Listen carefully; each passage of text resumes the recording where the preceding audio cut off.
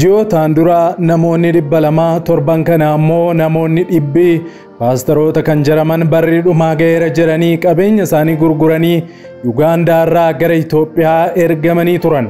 Maarree utuu dachee Itoophiyaan seeniin wanti addaa isaan hin eegne isaan mudateera. Mootummaan biyyasii jechuunis Yugaandaa jechuudha namoota isaan ergaa jiran irratti tarkaanfii fudhatee jira. Maaltu uumamee sababa maaliitiif tarkaanfiin isaan irratti fudhatame? Isaanoo maal hojiif gara biyya Itoophiyaatti ergaman kan jedhu odeessa bal'aa simbiraan geenya.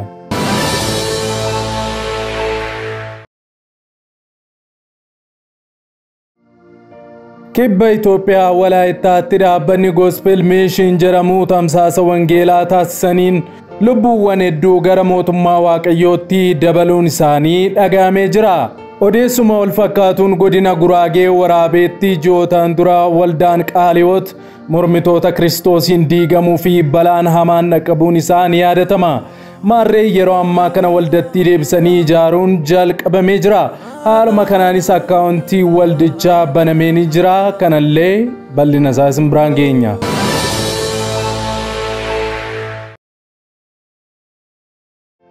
Biyya Ameerikaa waldaa tokko keessatti utuu hin beekamin taateen nama naasisuu fi nama gaddisiisuu raawwatamee jira. Akka tasaa kan inni ta'eefis amantootaaf qofaadha.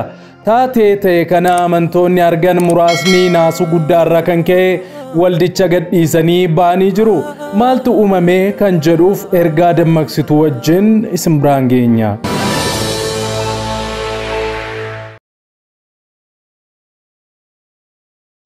Bulchiinsa magaalaa Bishooftuu kutaa magaalaa Duukamitti namoonni baankiitti isin qacarsiisnaa fi biyya alaatti isin ergina jechuudhaan yakka goyyomsuu raawwatan hidhaa cimaan adabaman. Kanallee isin biraan geenya.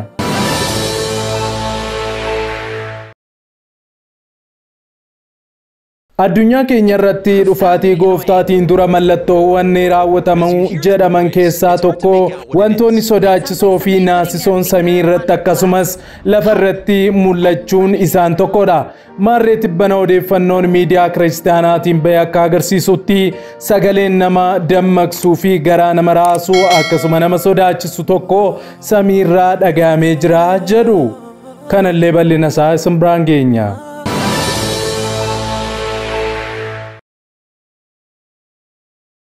Nagaa fi araarri Kiristoos bakka jirtanitti hunduma keessaniif haa baay'atu. Akkam jirtu daawwattoota Kiristiyaan Miidiyaa.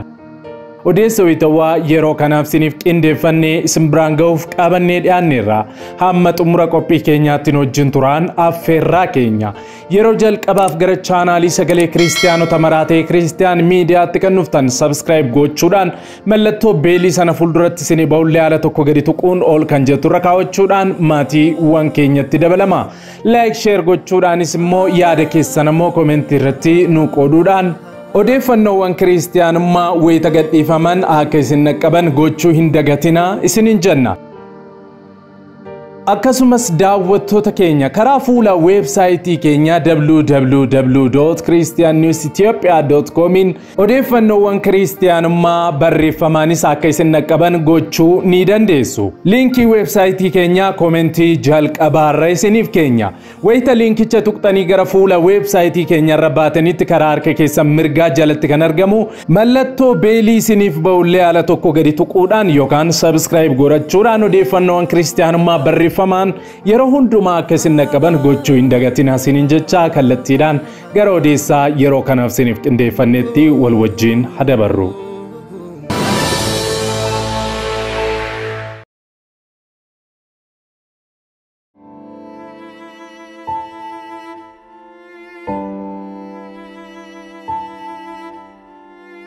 Video kana like gochuudhaan jalqabaa. Odeessa keenyaarraa odeessa gaggabaabaatiin jalqabna. Kibba Itoophiyaa Walaayittaatti dhaabbanni Gospel Mission jedhamu tamsaasa wangeelaa taasisaniin lubbuuwwan hedduu gara mootummaa Waaqayyootti dabaluun isaanii dhagahameera. Dhaabbanni kun kanaan dura hojii babal'ina wangeelaa keessatti gahee guddaa taphataa kan jiran yoo ta'u, ammas guyyaa muraasaan dura tamsaasa wangeelaa Walaayittaatti sa'aatotaaf taasisaniin lubbuuwwan 60 gara mootummaa Waaqayyootti dabalamuun isaanii dhaga'ameera. Amma gootonni wangeelaa hedduun dhuunfaa fi gurmuudhaan wangeela Kiristoos utuu labsanii ni mul'atu. Barteen kun itti fufuu qaba jenna. Kiristiyaan Tuubirraa odeeffanne.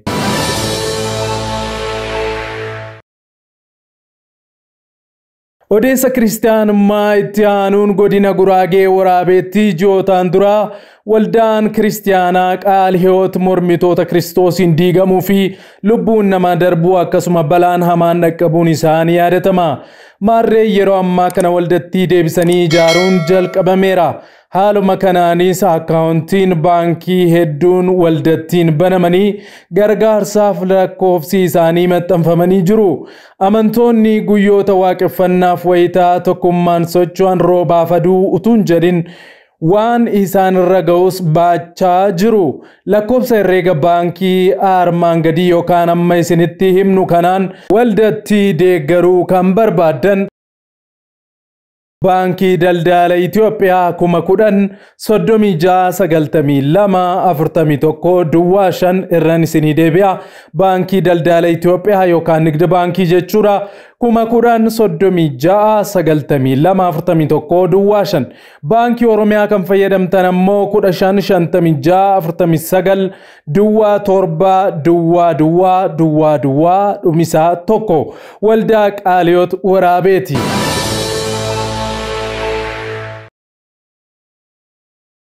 Ji'ootaan dura namoonni 200 torban kana ammoo namoonni 100 paasteroota kan jedhaman barriidhumaa ga'eera jedhanii qabeenya isaanii gurguranii Yuugaandaa irraa gara Itoophiyaatti ergamanii turan.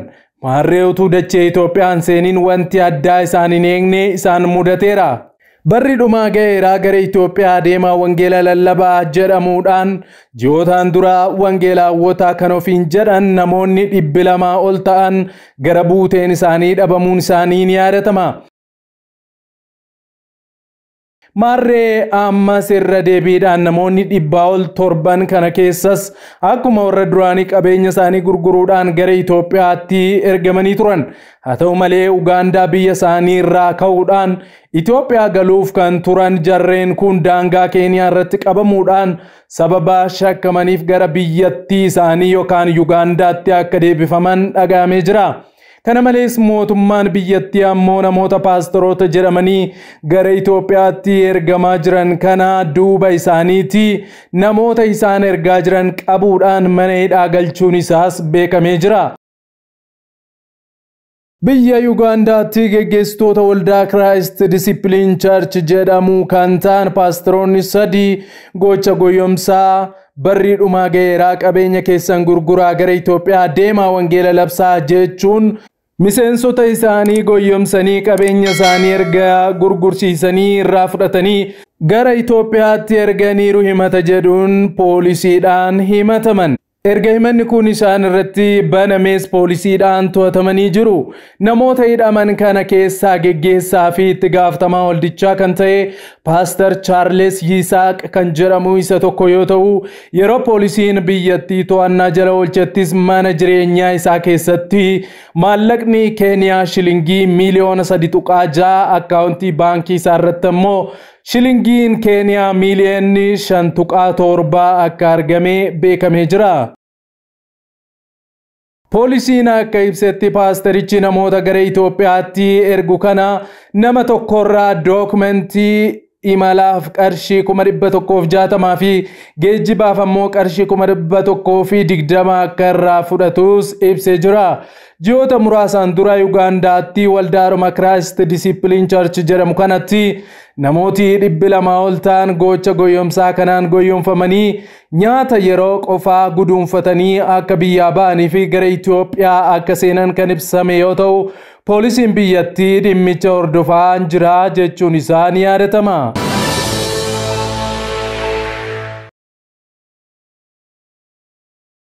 Odeessuma kiristaanummaa biyya Ameerikaatti argannetti yeroo darbinu Biyya Ameerikaa waldaa tokko keessatti utuu hin beekamin taateen nama naasisuu fi nama gaddisiisuu raawwatamee jira.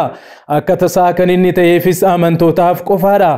Taatee ta'e kana amantoonni argan muraasni naasuu guddaarraa kan ka'e waldicha gadhiisanii ba'aniiru. Maaltu uumame kan jedhuuf mul'ata Yohaannis boqonnaa 13 lakkoofsa 6 ergaa jiru dubbisnee isinitti himna. Yommus bineensichi Waaqayyo irratti arrabsoo dubbachuudhaaf maqaa Waaqayyoo iddoo buufata isaa warra Waaqa keessaa isa bira buufatanis arrabsuudhaaf afaan isaa hin banee jira. Waldaa Kiristaanaa Ameerikaatti argamtuu fi nama lammii Afrikaa Mike Tors jedhamuun durfamtuu tibbana haala waaqeffannaa ishee duraanii jijjiiruudhaan qooda Kiristoos waaqeffachuu kallattiin gocha naasisaa Lucifer waaqeffachuutti darbitee jirti. Sirna waaqeffannaa Luciferiin waldaa keessatti godhame kanarratti akka argametti namoonni waltajjiin kennameef iddoo aarsaa irratti jechoota ciggaasisoo Waaqayyoon arrabsanii fi qaanessoo ta'an sirbaan sochii ciggaasisaa maqaa Waaqayyoon arrabsiisu agarsiisa. Isa ittiin fayyine mallattoo fannoo Kiristoos waldattii turettis dugda gataa itti qoosaa turaniiru. Kanaan dura paasteriin beekamaan Chris jedhamu iddoowwan aarsaa keenya qulqulleessuun namoota iddoo aarsaa xureessanis ceephaa'uun ofirraa fageessuu akka qabnu hubachiisuun isaa ni yaadatama. Maarree waldoota biyya keenyaa keessatti mul'atan keessattis taateewwan hin baratamin kan baay'ee gaaffii namatti uuman darbanii waldoota ministirii keessatti ni mul'atu. Maarree amantoonnis ta'ee tajaajiltoonni keenyaa gamanumaan of eeggachaa socho'uu fi jiraachuun yaada tokko ta'uun barbaachisaadha jenna. Waaqayyo biyya keenyaa haa eegu.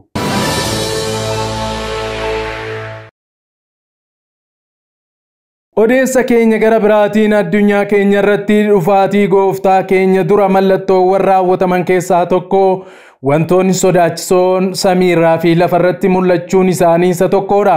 Maarree tibbana odeeffannoon miidiyaa kiristaanaatiin bahe akka agarsiisutti sagaleen nama dammaqsuu fi sodaachisuu akkasumas garaa nama raasu tokko samiirraa dhagahameera jedhu.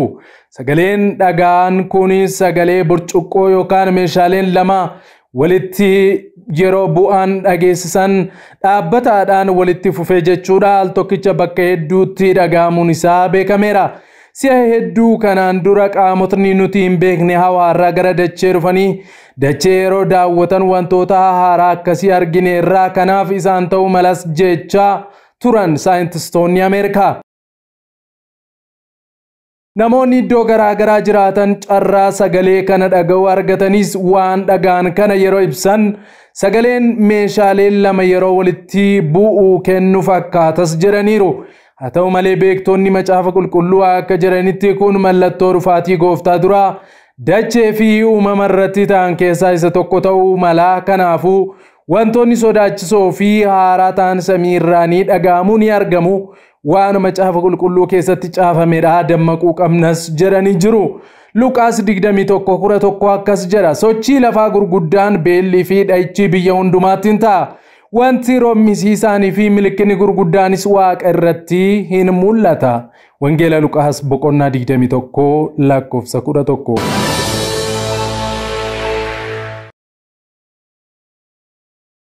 Odeessa keenya kiristaanummaa alaatti yeroo darbinu bulchiinsa magaalaa Bishooftuu kutaa magaalaa Duukamitti qaamonni baankiitti isin qacarsiifnaa fi biyya alaatti isin ergina jechuudhaan yakka goyyomsuu raawwatan hidhaa cimaan adabaman.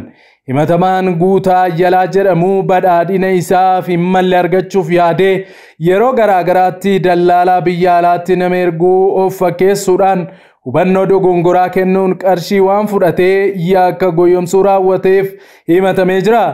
Himattuu tokkoffaan miidhamtuu Caaltuu Guchii jedhamtu irraa dallaalaa biyya alaa erguuf fakkeessuun sababoota garaagaraa kaasuun walumaa galatti qarshii 30,000 fudhachuun himata lammataatiin ammoo miidhamtuu dhuunfaa Maskaram Gammadaa jedhamtu irraa walumaa galatti qarshii 23,000 goyyomsuun yoo fudhatu himata sadaffaatiin ammoo miidhamtuu dhuunfaa warqee rattaa jedhamturraa sababa wal fakkaatuun walumaa galatti qarshii 1000 goyyomsuun fudhachuun himata arfaffaa miidhamtuu dhuunfaa Asnaaqech jedhamturraa qarshii 23,300 fudhachuun himata shanaffaa miidhamtuu dhuunfaa Maartaa Kokkobee jedhamturraa walii galatti qarshii 26,000 waan fudhateef yakka goyyomsuutiin himatamee jira. Haaluma kanaan himatamaa yakka kana raawwateef ragaan abbaa alangaa irratti dhiyeessee waan mirkanaa'eef manni murtii aanaa Qaaqii dhaddacha guyyaa dheengaddaa ooleen himatamaa Guutaa Ayyalaa yakka raawwatee jira. Nama birootiifis ni barsiisa jechuun hidhaa cimaa waggaa 8 fi ji'a 5 fi adabbii maallaqaa qarshii 5,000 akka adabamu murteessee jira. himatamaan biraa Jabeessaa Silashii jedhamus badhaadhina isaaf malle argachuuf yaade kutaa magaalaa Duukamitti iddoo eejensii wal qunnamsiisaa hojjetaa fi hojjechiisaa Abdii Boruu jedhamu keessatti namoota garaagaraa hojii baankiittan isin qacarsiisa jechuun aangoo eejensii isaa hin qabne namoota irraa qarshii fudhachuun yakka goyyomsuutiin himatamee jira. Manni murtii aanaa Qaaqii dhaddacha guyyaa dheengaddaa ooleen himatamaan kun yakka raawwatee jira. Nama biraatiifis ni barsiisa jechuun hidhaa cimaa waggaa 9 fi adabbii maallaqaa qarshii 5,000 adabee jira. Nagaan hunda keenyaaf haa ta'u. Koomishinii Poolisii Oromiyaatu gabaase.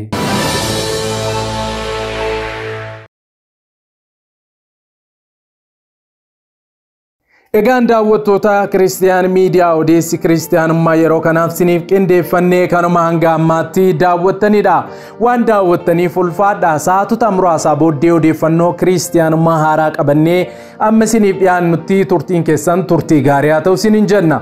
Yeroo jalqabaaf qophii keenya walakkaatti gara chaanaalii keenyaatti kan dabalamtan subscribe gochuudhaan mallattoo beelii sana fuulduratti sinii ba'u haala tokko gadi tuquun akkasuma like share gochuudhaan koomentii irratti illee yaada keessan nu qooduudhaan guddina chaanaalii keenyaa keessatti ga'ee keessan ba'a.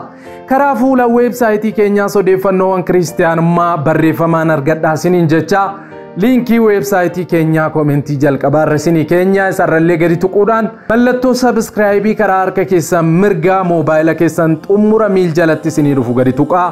Waan hordoftaniif ulfaadhaa. Sa'aatota muraasaa booddee odeeffannoo haaraadhaan wal argina. Masitti nagaan tura.